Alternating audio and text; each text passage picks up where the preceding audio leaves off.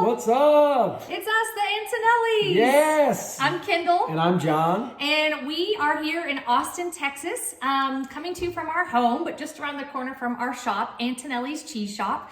We are a local to Austin mom and pop cheese shop that started just over a decade ago, 11 years ago. 11 years ago, yeah. And counting, honey. Woo!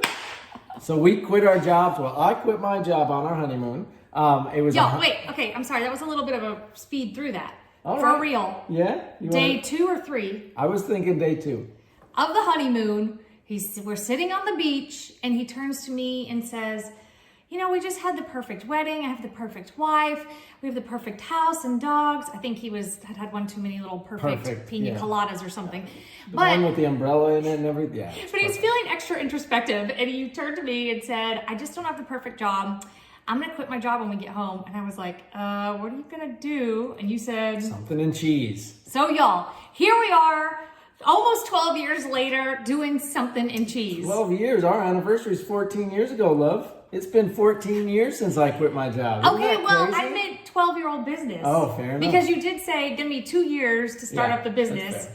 And if not, I'll go back to being a CPA. So John is a certified public accountant and jokes that he traded in his CPA for CCP. Yeah, so we're both certified cheese professionals. If you're wondering why we get to talk about cheese for a living, that's part of it. Our journey together through this industry has been spectacular. It is a group of amazing people, amazing producers, amazing farmers, amazing cheesemongers, distributors.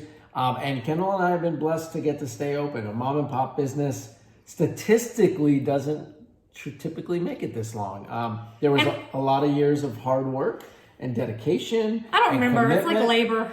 Yeah, that's how the human race continues on. You forget how more difficult having a young child can be. We say the Keeping cheese you shop awake. is our first child, and it kept us up more nights than our actual biological children did. That's right. So we've also got a 7-year-old and a 9-year-old, a boy and a girl. And I would say the cheese shop came first until we got our ducks in a row and set some priorities for ourselves. That's right. So welcome to our cheese class in a box. We are excited to, as far as we know, be the first to offer this globally, so that your on-demand tasting experience. Yes, we do tastings live and in person, and you can do them for private events, and we ship nationwide and even partner globally for international events. But most importantly is you on the other side of this right now. We hope that you feel like you're in our home, seated with us, just having a good time. Yes, do we want it to be educational and fun and learn about cheeses? Of course, but more, we just want the next hour to fly by for you and immerse yourself in some amazing taste and this beautiful plate that has so much labor of love into it. Should we get started? Well, I think so. I was going to just say, you have hopefully watched our video of how to plate. You can see our plating Kendall and I put together for today. Any plate works. If you haven't, feel free to pause. There's another video that you have a link to that it will show you how to set up your tasting. And if you want to do it ad hoc, go for it. It just might be a little bit more confusing. Yeah. But part of what we get to talk about throughout the course of this is taste and flavor. What's really amazing about us as humans is that our palates are very different between each other. Yes, we can all taste mostly salt, sweet, sour, bitter, and umami on our tongues. But within that, each one of those experiences, you have a range of somebody might be super sensitive to salt. Somebody might be way less sensitive to salt. And it's an amazing thing if ever you get a chance to try to find where on the spectrum you are, whether you're very sensitive to flavor like umami or not as sensitive to a flavor like umami. What it means is that when you're cooking and when you're eating, when you go into restaurants, you're going to experience the food or when you're eating this very differently than the person sitting next to you. In fact, there's 25% of the population that lacks some of the taste buds that pick up bitter notes. And so somebody might think something's awfully bitter and the person next to them might not have any clue.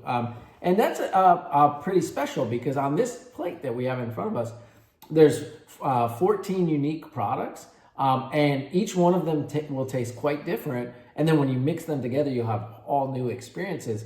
And so what we typically like to start with is a sort of a taste experience to get our taste buds ready and rolling. Yeah, and our whole goal is to make this fun and approachable and down to earth. So we'll tell you some of the rules of tastings, and then we'll tell you how we break them all the time. And most importantly, just that you enjoy your food. There's too many rules in life that we have to follow that playing with food should be enjoyable. But the cool news is from everything that John just said is if we say we taste something and you don't taste it, you're not wrong. It just means your palate is different. So we'll talk about common descriptors in these styles of cheeses that are commonly tasted, but just note that your palate may experience them a little bit differently. That said, we're going to try to all calibrate our palates to start more or less from the same spot. So you want to lead it and I'll demo? You can either use this with the crackers that came with it, your mini toast, or you can pick up with the caramelized walnut that we have. Pinch your nose and then breathe in and out through your mouth, but put the caramelized palate on your tongue and start chewing, but make sure your nose is pinched. So what do you taste? I usually get sweet. You're gonna immediately get that sweetness. I can usually tell it's a nut, but that's more texture. And then when you think you know what it tastes like, release your nose and breathe out through your nose. Whoa, I love that. That's so cool. Why do we do that? What did you taste when it was just on your palate? I just tasted the sweet. Okay, and then when you opened up your nose, what did you taste? Well, I got a little bit of tannin on this when my nose was pinched, and then once it released, you get the full roasted, toasted nuttiness of this product. So what we're trying to show you is your tongue can only taste 5 things: sweet, salt, bitter, sour, and umami. That's it. Out of all the amazing foods we eat and all the different flavors you get, your tongue is only tasting those 5 things. So where does flavor come from? Well, the most of magic happens through aroma. So we like to say flavor is taste plus aroma.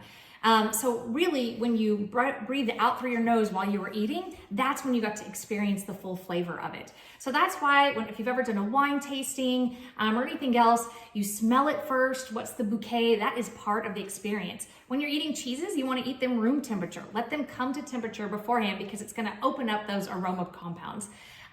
Then put it on your palate, but don't just immediately swallow it. You want to chew on it, aerate it on your palate, and think about what you're tasting, and then swallow it, and then wait. And what is the finish? What happens on your palate afterwards? How long does it linger there? Does the taste transform? And then when you think you know, you dive back in for more. So that'll lead us to, as we're going through this tasting, we hope that you will try each cheese naked or in the buff first, by itself without any crackers. I've got a little spreader, use your fingers, but I'm just gonna try the cheese naked first. And that is to truly get cheese onto palate and taste the cheese. Then we'll go back and we'll tell you what the pairing is, and you'll put the pairing with it, see how it transforms it or not, or how they complement each other. And then after that, feel free to smear it on your crackers or anything you want. But just know that if you immediately put it on a cracker and eat a bite, you're gonna taste mostly cracker. Yeah, that's right. And this, I would highly recommend if you haven't yet poured yourself something to drink, whether it's still water, bubbly water, wine, red, white, or rosé, sparkling, orange, an old-fashioned gin and tonic, whatever it might be that you want to pair. Go ahead and do that now. And then part of the experience of adding liquid, adding some beverage into this tasting is that you will experience a whole nother level of flavor. And we'll try to loosely talk about some of those throughout. But hello, welcome. What neighbors here today? When in doubt, bubbles are always the best. So whether it's alcoholic or not, sparkling water is fantastic, and sparkling wines. And there are sparkling reds, if you didn't know. Lambrusco is one of my favorite sparkling red wines. But why? Because cheese is so palate coating and fatty that the bubbles, the effervescence just picks up those fats off your palate, aerates it for you and takes it into the olfactory, and then cleanses your palate and keeps you coming back for more. So bubbles are always your friend, whether you're drinking cocktails, wine, or water. Yep. All right, and then otherwise, if you're pairing, we're gonna start as you would a wine tasting or a beer tasting or any tasting really, and you start with lighter flavor profiles and then go to longer finish ones. And so it doesn't mean that one is better than the other. It just means if, for instance, we started with that blue, it would be on your palate the rest of the tasting. So we're gonna go from lightest in flavor profile, and that often means age, lightest in age, to strongest flavor profile and the most aged cheeses. All right. So do you want to do styles or the cheeses today? Or do you want to kind of blend? We're never quite scripted. Don, you know I'm going to do whatever I want to do, and I'm going to tell you to talk, and then I'm going to steal the My microphone back lady anyway. friend. That's my lady. Awesome. All right, so All right. to kick us off, I will talk about the style of cheese, and I'll throw it to you to talk about the That cheese sounds good, my itself. love. So I have my bright white fresh ball of fresh chev at my 12 o'clock, and we are going to go around clockwise through this tasting Sounds great. as we talk about them. So fresh cheeses. Fresh cheeses are like burrata, mozzarella, ricotta, fromage blanc, and fresh chev. And chev just means goat. So a fresh cheese is always bright white in color. When we're looking about and talking about differences and different varieties and styles, you can look at your plate right now and see some are bright white, some are more yellow, some are orange, some are ivory, some are straw hued. All of that has to do with the age, the style of cheese, and then what breed it was. But fresh styles of cheeses are always going to be bright white, no matter what the species of milk is used to make that cheese. They don't really smell like anything versus like some stinkier aged cheeses, but they do often have a lactic flavor. So kind of think of smelling like yogurt or milk.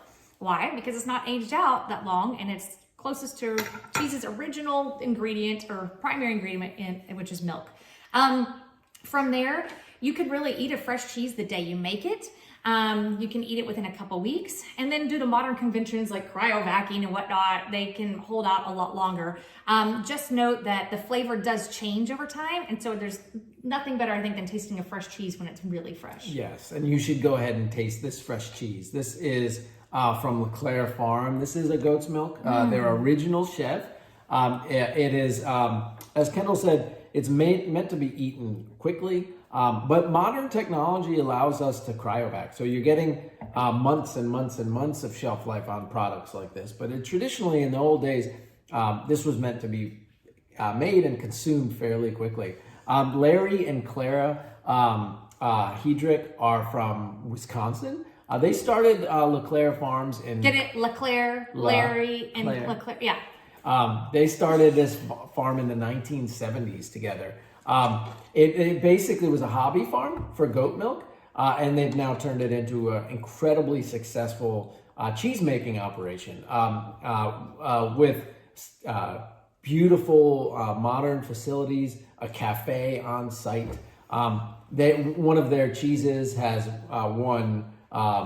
They've won tons of awards. Yep. I shouldn't just say one of their cheeses. Gosh, Larry and Clara have won tons of awards. Their daughter Katie came back to the farm, started making cheeses. They've got 5 kids, and Katie came back and helped. And Evelyn is a world-class cheese. It's one of their dry-aged ones. But this is where it all starts, is this really vibrant, fresh milk. And Chandoka won Best in Show. Yeah. KV Chandoka. Gosh, I remember. That was awesome. As president... Y'all, there's like a dog show awards, but for cheeses, and you have your different styles, just like you have your different breeds of dogs, and then you win your class, and then you go on to the Big Thick Daddy. There's cheese competitions all over the world, and you were president of the American Cheese Society, which helps put that on. In charge of the judging and competition committee for a while, and that was the year that Larry and Clara won. I remember the tears, the cheesemaker just putting all of themselves into these products, all their love and passion. There's nothing like a big man crying. And I remember the interview they gave afterwards.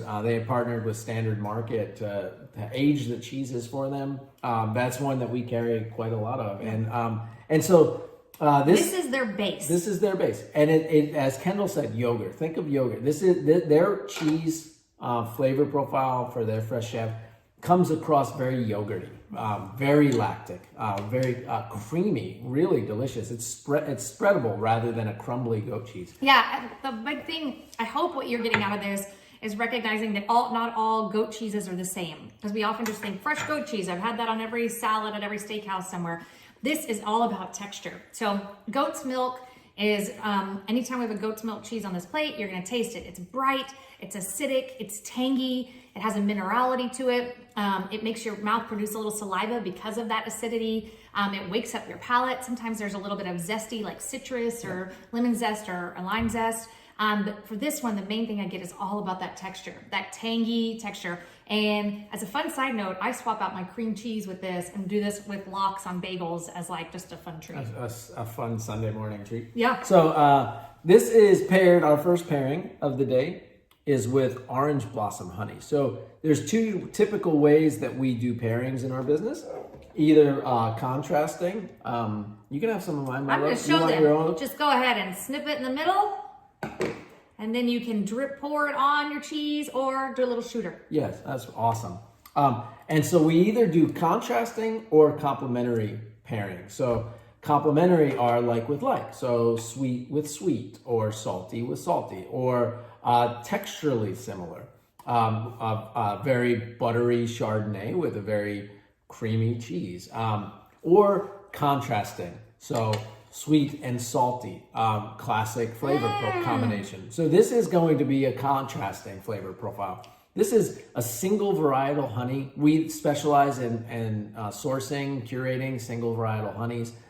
This is an orange blossom honey that we get. Orange blossom honeys typically come from California, Florida, Texas, where citrus trees are grown, orange trees. This comes from the flower, the pollen, and the bees source. When they have access to amazing pollen, they source the best. And so this is a single varietal. So over 90% of this is pure orange blossom honey. So it doesn't have orange in it, but this is the essence of the citrus tree. Yes, there are some manufactured honeys that will add flavorings into them and additives. When we talk about single varietal, nothing has been added to this honey, and it is a raw honey. In fact, it is just what their bees' honey tastes like when they harvest and pollinate from the orange blossom tree. So you're just getting to taste the essence of orange blossom tree. And don't forget to breathe out while you're enjoying it. Yeah, at first I got all the tanginess of the goat's milk cheese, and then the sweetness of the honey came through. And as you said, that was a great contrasting flavor because I got tangy with sweet, sweet and tangy back and forth. I find this honey to be almost a little almost savory too. Yeah. Which I really like. And so again, not too cloyingly sweet like some honeys. Save some of that honey back. You might find that it pairs really beautifully. Oh, the blue cheese, y'all, so good with the blue. If you cut your others. sticks in half, you still got half for one later. And that brings up a good point. We always forget to say, save a little back from each pairing, because then you can mix and match pairings, and always save the best bite for last. That's how we live. Save the best bite for last. Happened on our first date. I was like, I always save the best bite for last. John was like, me too. And we were like, let's get married. Not really. And we don't steal each other's last bites. Yeah, no. We know the ground rule. Never touch somebody's last bite. All right. Awesome. So, cheese style number 2, my love. Style number 2. Okay, so we are moving clockwise if you pre-plated. And this cheese came about the bigger size of a large hockey puck and a small brie for people who think of it that way. And it has bright white rind on it. And so we cut ours into little pizza pieces. This style of cheese is known as a Bloomy rind. And why? It's because you introduce a mold into the vat that later when this cheese is aging, it will bloom like little cotton balls. And you kind of let it do its thing, but you can pick it off and pat it down. And if you have the right aging conditions and the right humidity and air control, then this beautiful mold will grow all the way around it. And what that mold is doing is it's breaking down the proteins in the cheese. So if you look, we're all going to have different ages of this cheese. So yours may look different than mine. Yours may be much runnier or maybe less. But if you look on the outside, you have your rind. And then right under the rind is what we call the cream line. So it's the darker yellow paste. And then in the very middle, I have like a chalky white texture. So this cheese, the mold on the outside is breaking down the proteins as it ages. So if I waited and this cheese got a lot older, it would be more gooey all the way throughout. And if I cut it in when it was younger, it might not have much of a cream line at all. It might just still be all chalky. The more aged it gets and the more cream line it gets, the more assertive in flavor, a little bit more funky. And that's just to those breakdowns in proteins and proteolysis, right? Mm-hmm. Breakdowns in fats. Okay, so Bloomy rind cheeses, your most famous examples, Brie and Camembert. Here in the United States, Humboldt Fog is a classic. And they're often known for being like mushroomy, vegetal, cauliflower, asparagus. Sometimes we think it tastes like broccoli cheese soup. And so this cheese is, you see that cream line, that inner chalky paste. And let's talk about it. Yeah, this is from Armagh Creamery in Dublin, Texas. So Ryan and Katie McDowell, they are incredible cheesemakers. They moved from Petaluma, California, where they had a small herd of Jersey cows in California, to Dublin, Texas in 2010. They named the farm Armagh after the county in which their original family, the original McDowell family, was from in Northern Ireland. They are working with Jersey cows and producing cheese and yogurt. Their yogurts are incredible if you can get your hands on them. And we distribute some of those through farmhouse delivery, and we distribute some of the cheeses through Whole Foods around all of Texas because we love what they're doing. We think this double cream organic brie style cheese is the first of its kind made in Texas. Yeah, for sure. And they are doing small batches. And now having to scale because we're selling so much of it because it tastes so good. So that is the amazing part of this personal successes that they're having. So they're really just trying to maintain this legacy of the dairy heritage of their family. Their families have been in dairy for over 100 years. And so now they're trying on their own to create a sustainable business. And oftentimes moving from liquid milk into an added value product like this cheese actually creates really significant sustainability. But it's hard. You have to make the jump because all of a sudden you don't get immediate revenue. You have to start working on recipes, develop it, see how it works. You may age it out and then see it doesn't taste good later and go back to the drawing board. So there are big barriers to starting up. Yeah. This one, as you take a bite, is so good. Try to take a bite of just the center first. It's a smaller cheese, but just for fun. And then I want you to take a bite of all of it with the rind. So we always get asked to eat the rind or not. And I love to say, a rind is a terrible thing to waste. Oh, no rind left behind. Be kind to your rind. Those are some loaned from cheesemongers and customers over the years. So yeah, if you taste just the inside, you're gonna get more of the essence of that cheese, the paste, and the buttery and the cream. And then if you taste it with the outside, you'll get a little bit more of that mushroomy flavor. So what does it mean to be double cream? So there's different levels of fat content in the final product. Oh my God, it's so good.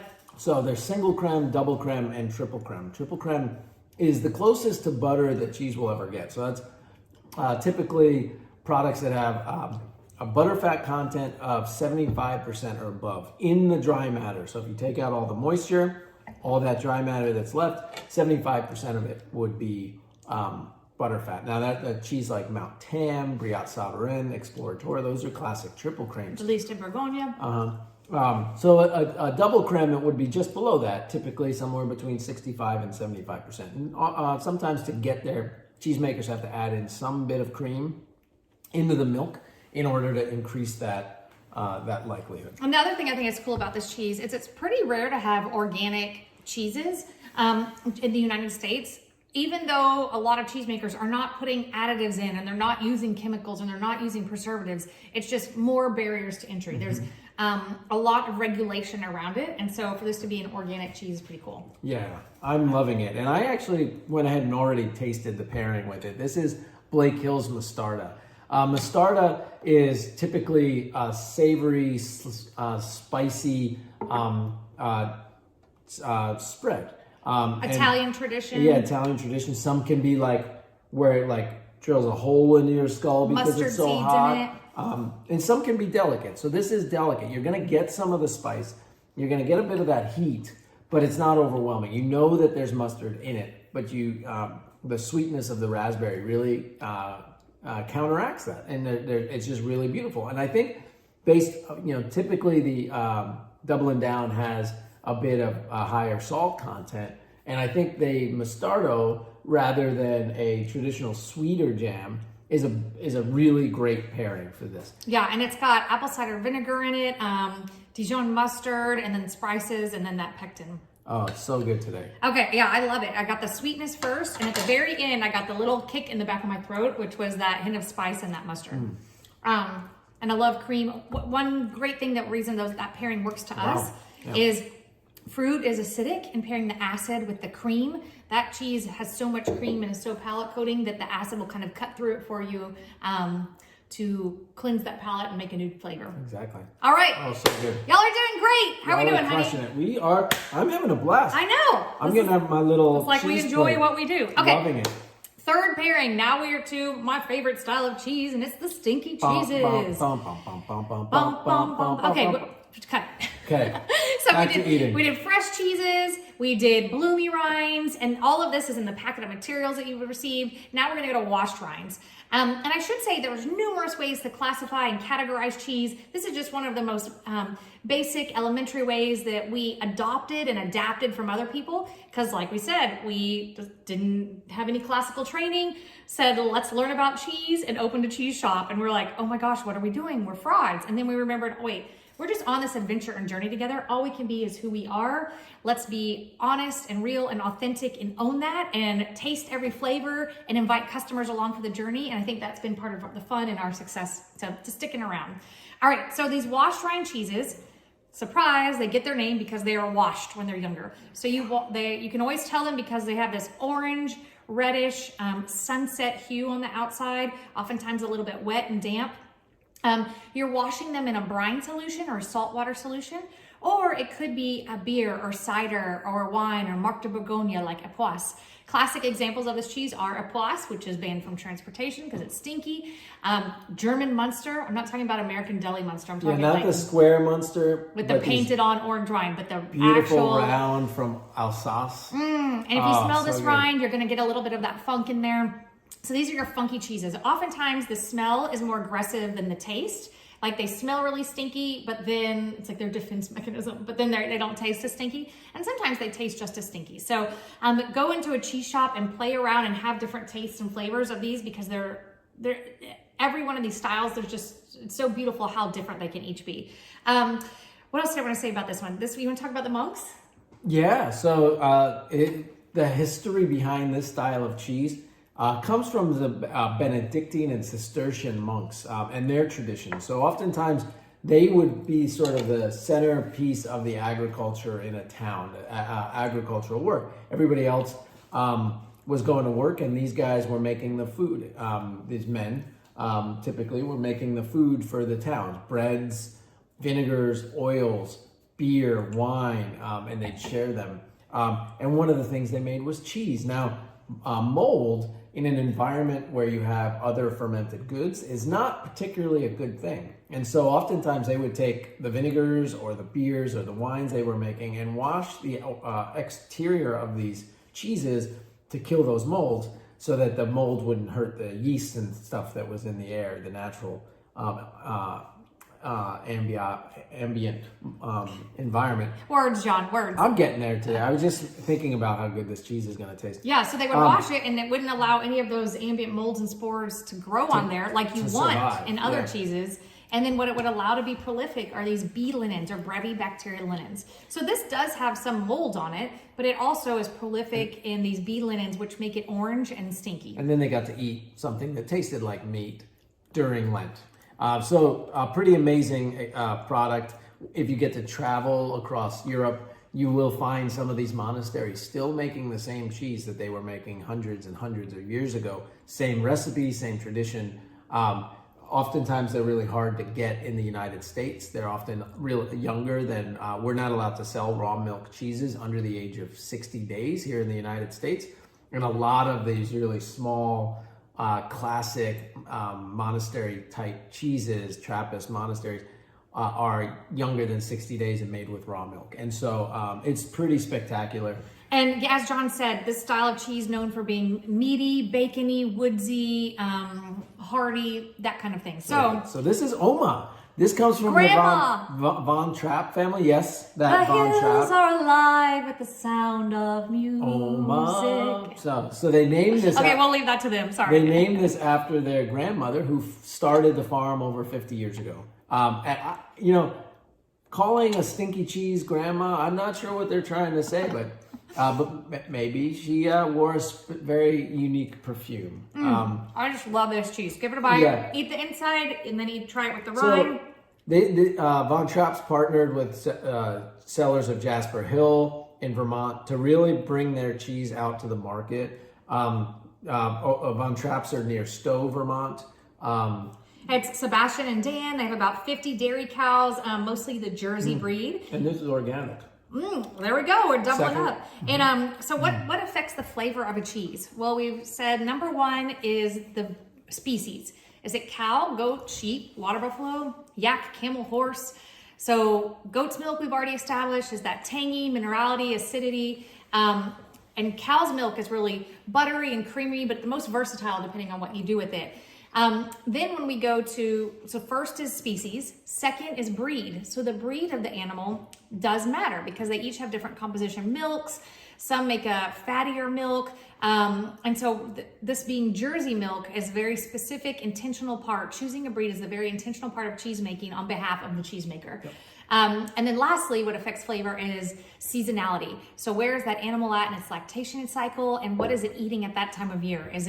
Are we in Texas in spring and they're eating those early spring grasses? Or, if you're in Wisconsin, it's still under snow. So what are they eating that time of year? Because that will affect the flavor of the milk. So, and then what did we pair Oma with? Oh my gosh, this is Paco Flaco. So this is from... Flaco Paco, skinny Paco. What did I say? Paco Flaco? Yeah. Flaco Paco.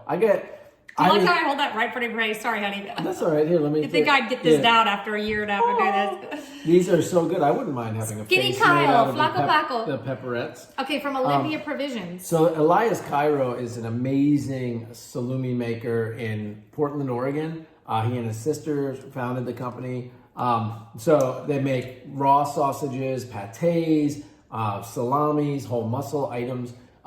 And he was inspired by internship that he got in Europe where he learned the art. So he's a Greek American. So a lot of his flavors actually stem through the Greek traditions.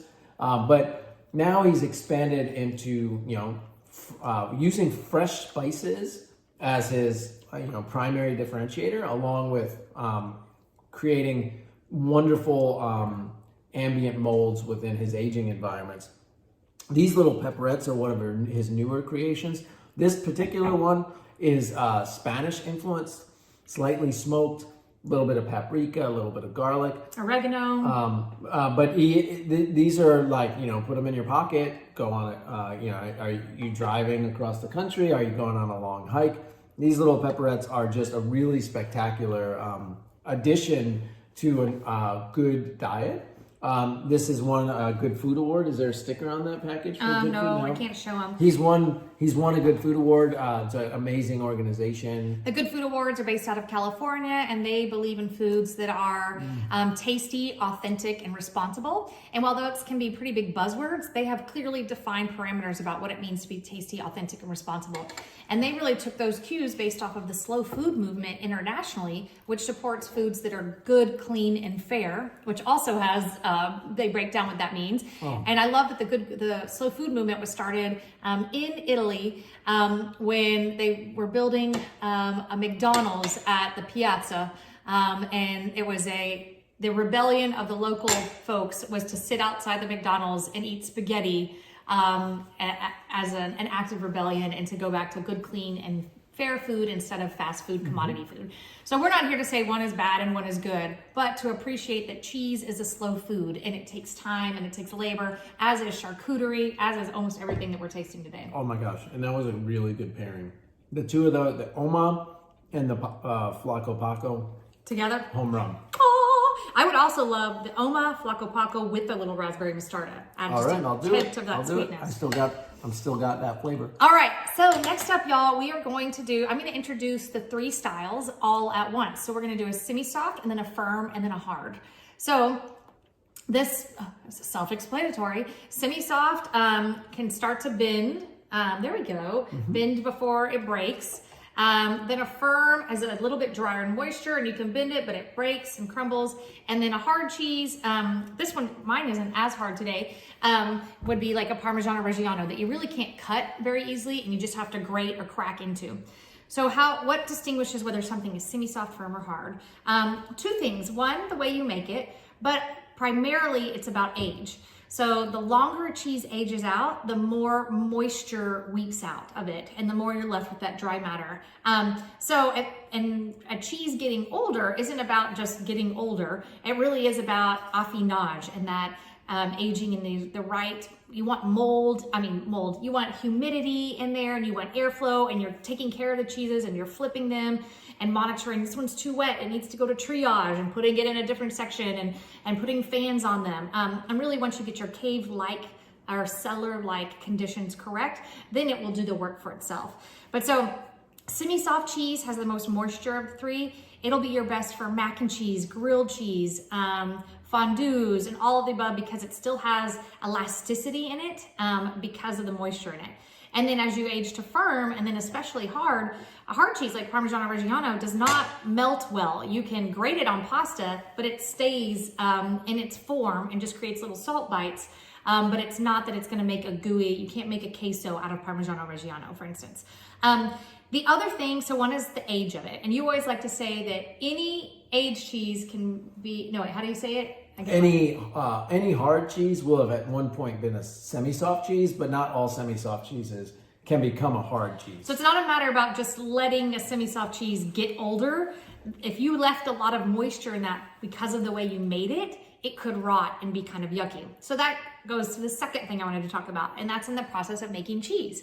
So our basic, quick, my laywoman's terms for how you make cheese, because you go into the science and it takes a really long time, but you got your pot of milk, and it can be a big vat, it can be a whole room, but you've got a pot of milk, and you add in starter cultures. It's kind of like your mother bread if you're making bread or whatever, but your starter cultures to help jumpstart that enzymatic activity of what that cheese is going to be, a Gouda, a cheddar, or whatever.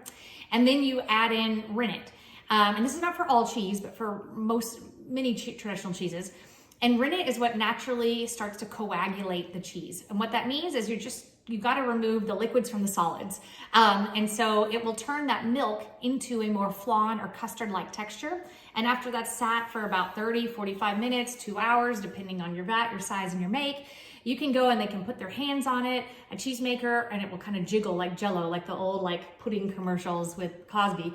And they could even put like a paddle on it, and it'll sit on top. And then they'll dip their hand through, and if they can perfectly cut the curd to their consistency, they'll go through and start cutting the curds. And so that's where, once you start cutting it, you're gonna see the liquid start draining out of it. And so if you leave those curds really big, walnut size, you're intentionally doing that to still maintain some moisture, so that when you scoop all those curds up and you put them in a column door or your hoop or your form, it's gonna keep draining out, but try to maintain some of that moisture in it. Versus if you wanna make an aged cheese, you need to cut those all the way down to rice-sized kernels, because you're trying to expel all that moisture. Then you scoop out those curds, put them in a form, and you even press it to expel all that extra whey. Kind of, I did the old school flour crank press, those wooden ones when we were growing up. And that expels all the extra whey out, because moisture is not your friend when you are aging, whether it's hanging sticks of salami or aging Parmigiano Reggianos. So really, semi-soft, firm, and hard is about the texture and what you can do with it, but how it's made. Yeah. And how old it is. Talk curdy to me, baby. I love that. That was awesome. I love hearing people talk about cheese making, because I can picture all of that experience. Having gotten to make cheese with people before, it's a pretty special thing. I highly encourage it. You can actually take classes with some of our local producers at certain times throughout the year. So this here, and there's cheesemakers all across the country that might be willing. If you want to learn how to make cheese and become a part of our industry, it's pretty special. So this is Seascape. This is made by a friend of ours, Reggie and Kelly Jones. Reggie had been in the cheese industry since 1991 in a much larger company. And in 2008, he decided to leave and start his own company, Central Coast Creamery. And he pretty much made an impact immediately with his cheeses. Goat Gouda, Seascape. We've carried them in our case since day one. Since day one, basically. Really high quality, really well-sourced milk. And the flavor profiles are outstanding. And so they've got 3 kiddos. So on top of running a cheese making operation, they've got 3 kiddos. One of them who just started making cheese a couple years ago when she was 16 herself and her own line, and she already is winning awards at the American Cheese Society for it. And what I love about this one is this is our first mixed milk cheese. So we had a goat, a cow, and now we're doing a goat and cow mixture. So you are gonna taste that tanginess from the goat's milk, but you also get that buttery from the cow's milk. And then I love it, when you pick this cheese up, initially I thought it was gonna be pretty firm and drier, and it actually is pretty creamy all over my palate and just runs across it almost like peanut butter. And it's great with a fig. And we paired it with our dried figs. So do the pairing, but I'll talk about the cheese again for a minute. So having that blended milk allows a cheesemaker to act more like a vintner, where you're blending component A and component B to make a very unique product. So Reggie was inspired by the sea. This cheese plant is in Paso Robles, California, and so they like the salinity in this cheese. There's like you think of the color of seaweed on the rind. It's pretty amazing what they've created. And so at this age, Seascape is spectacular. But paired with that fig has such a big dark flavor. The creaminess, it sweetens up that cheese really beautifully. It's delicious. This cheese is typically aged about 4 months. Super good. Loving it. And this one, when we talk about different rennets, this one's made with vegetable rennet. Rennet is typically from the fourth lining of a calf's stomach, and that's how calves were able to break down their mother's milk. But this one is a microbial vegetable rennet that they make in laboratory and replicate. It's so good. And the fig just tastes amazing. I know. All right, keep it going, honey. All right, so now we're moving. It's me who's drinking the wine. It's not you. Keep it going with this, honey. So yeah, you've already talked about the firm cheese. So let's move in. Now we're moving to Spain. So this is smell it. La Dama Sagrada. This is a Spanish goat's milk cheese made near Toledo, Spain. Toledo is one of the prettiest cities on the planet. I remember we got to take the kids there 2 years ago, and you first drive and stay outside of the city. The city's built into like a mound in the middle of this valley. I guess, how would you describe it? It's like a standalone city. It's like a tower. They built like a tower, and the whole city just looks like that. So you drive. I mean, driving it, we were sweating our tushies off because you're just like, it's itty bitty roads up this little like castle city. Yeah, so you straight out of Game of Thrones. Your first stop is to just park across the valley and look from one hill to the town, and you just get this magnificent picture. So this is made just near outside from Mitica. From cheesemaker Fatima Navarro. And it's Murciana goat's milk. Comes hailing from the La Mancha region. Traditionally known for sheep's milk. Think about the difference between that fresh goat's milk cheese that we tasted at the beginning to now, right? This is made, you can even see the rind has similar patchwork like Manchego does. So Manchego's needs to be 100% sheep's milk in order to be called Manchego. And so this is a play on it. Fatima is just a really amazing cheesemaker. You can see where some of the curds form together, where they were pressed together. It's aged at least 6 months, so you get that real nice dry texture. Some of the goat milk bitterness went away as it ages. And salinity started to come out. And I love, salinity is the key word. I love that salinity paired with the olive mix. Oh, let me go ahead and taste it. Yeah, these olives do have pits, so be warned. A lot of people don't know that when you buy pitless olives, oftentimes they have to add chemicals to remove those pits. So we typically carry mostly olives that have pits. What'd you think? I liked. So we've done a lot of contrasting flavors. This is a complementary like with like. So we're pairing that salinity with salinity. The only thing I want with these two is a plate of jamón serrano. And I feel like I'm immediately in Spain. And this is the Carmona olive mix. So we have a few different olives in here, all from Spain as well. So this comes from the Losada family. And they from Andalusia, so in the southern part of Spain. Carmona is a town in the southern part of Spain where the Losada family is from. But the Losada family harvests and works with these olives. They do a couple different traditional Spanish varieties like Zorzaleña and Cornicabra. We've been working with them for about 5-6 years now. And, you know, they've got a long tradition of making amazing lightly brined olives. Yeah, I find really... this to taste more like fruit than like an olive brine. The really big green one was a Gordal. The medium-sized brownish ones pointy. Are The cornicadas. Yeah, so just fun to have those different flavors. Mm-hmm. All right. And so olives, if you're not an olive person, just try them. You might find one of them as your jam. Who used to not be an olive person? It was about 2 months before we opened. I tried Luke olives for the first time. And he was like, oh, I'm an olive this person. is an olive. I've never tasted an olive like this. But you also grew up with like the canned black olives, or Right, what you see exactly. on like a less expensive salad bar. And it's not that these are expensive. You just you'd always had processed, and the texture is limp and stuff. So Totally. flavor totally there. All right, now we're going to a historic cheese, y'all. Pecorino Romano.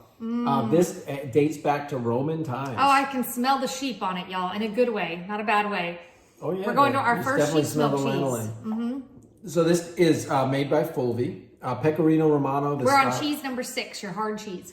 Pecorino means little sheep.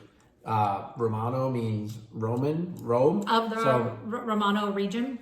so there's Pecorino Toscano, Pecorino Romano. You know, regionally there's different types of pecorino. Not all of them are made the same. Here, I can break the cheese. You can see some of that curd development right there in the middle where the cheese was kind of pressed really hard together. So when a cheesemaker is making a cheese like this, usually they come in really big wheels, big barrel shapes. Fulvi, we find to be one of the finest examples of Pecorino Romano. Yeah, I think that as a little pause, there you could be thinking, oh, I love Pecorino Romano. Well, just know you may have never had this cheese, or you may have had it before, but oftentimes when we say go support your local cheese shop, but people may say, oh, I can get this at Costco or Sam's or other big box stores, and you might be able to get some good cheeses there. In fact, I think you can. Like oftentimes, artisanal producers are trying to get bigger representation, but you're not always comparing apples to apples. So just when you compare different cheeses, this is specifically the Fulvi Pecorino Romano. And sheep's milk.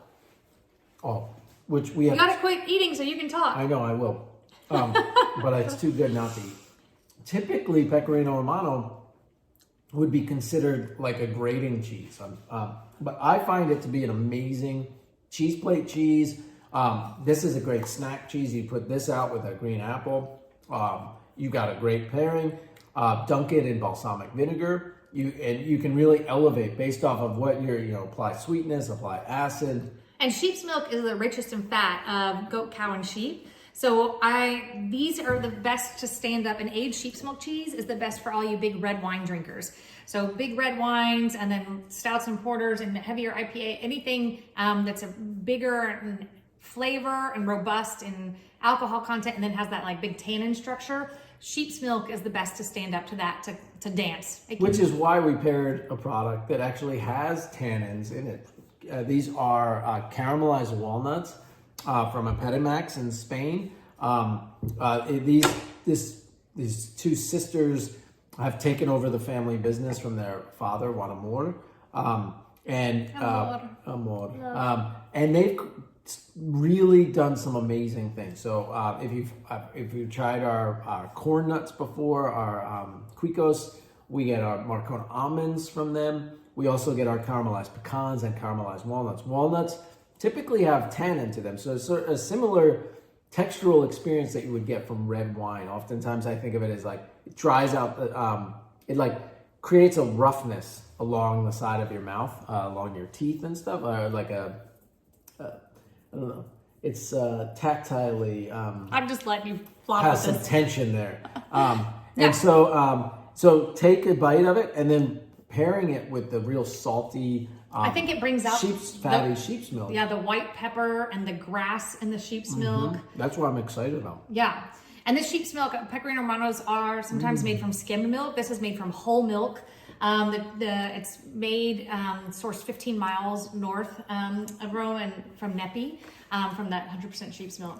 Yeah, yeah. So chive, fulvi. Oh, so If you have good. any leftover, obviously you can grate it on things. It's delicious to grate all over anything. I grew up eating pecorino, some grated Romano cheese on my pasta as a kiddo. So I have a fond memory of it. All right, we're in the home stretch, y'all. Last cheese. There, my Texan came out a little bit. Y'all. Home stretch, y'all.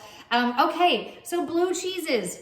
Oftentimes, this can be the most polarizing one. We know, we get it. Just know that there's so many amazing blues. There's blue cheeses that don't have any mold in them. Visually, there's no veining or coloring. So how does a blue cheese get that coloring in it? Well, if we go back to when it's in the vat, and it's a liquid milk, they inoculate it with a mold that derives from Penicillium roqueforti. Yes, you can eat it even if you're allergic to penicillin, like my husband, different strains. Later when you've taken it out and it's in its form, you go pierce it. And some people with like one little needle go around piercing it, and they're not injecting anything into it. It's that mold that's already present in that cheese is aerobic. And as soon as the oxygen is allowed to hit it, that's what allows it to grow this molding, or what we call vein. So it grows this veining, or it can look like parsley. And so it's blue, greens, yellows. Those are different delicious. strains, molds, and ages of molds. We know when people come in and say, I don't like moldy cheese, that they're talking about blue cheese, but all cheese to some degree yes. is in some sense or way mold. But we know what you mean.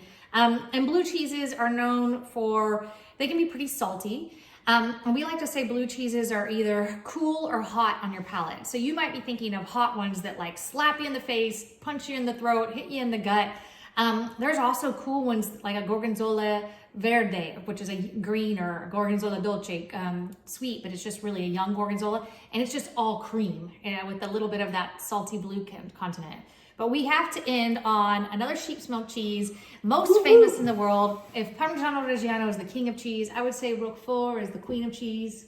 Maybe The it's boxer of Ponte. cheese, I don't know. There's got the empress of cheese. All right, tell us about Roquefort. This is Roquefort. Roquefort is very one of the first name-controlled products ever, because name controlling is a way of a government to say that this product is culturally and economically significant to the people of our region or our country, and so it has to be made in a very particular way, specific set of rules in order to get the name. And so Roquefort, in order to get that name, has to be made with Lacan sheep in this very specific region of southern France.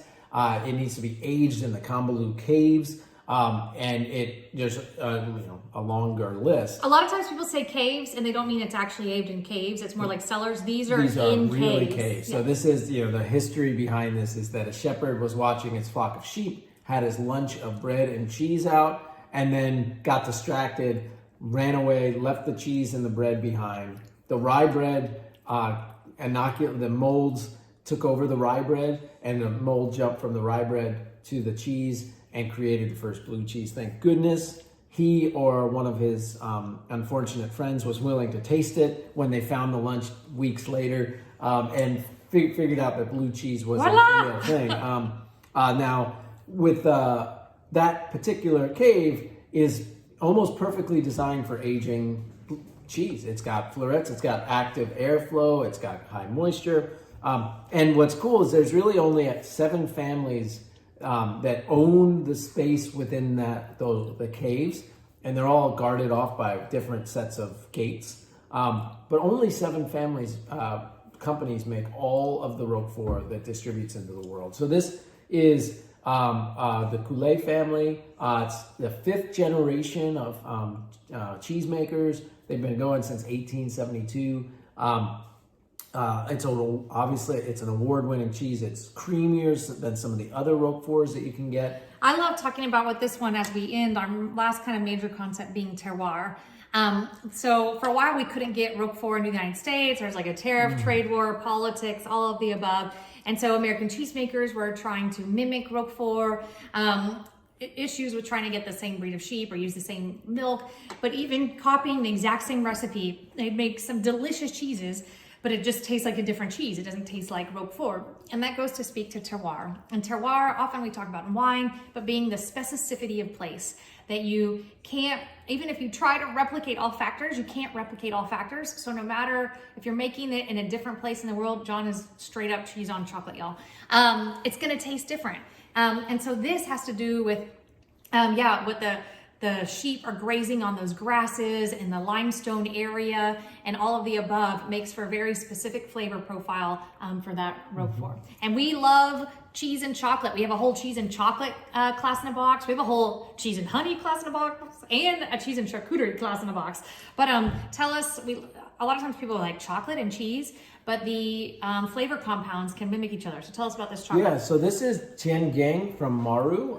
Maru was one of the first bean-to-bar chocolatiers that we brought in.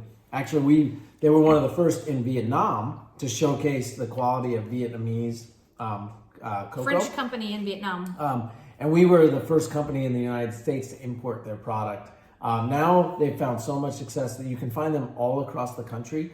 Way to go, guys. Yeah, it's an amazing company. We're so proud to have been any part of it. Vincent and Samuel are the two that established it back in 2010, right when kind of we established ourselves. And so these two get to travel to the plantations where the materials are grown, the food is grown. I don't know if they're called plantations. No, cocoa.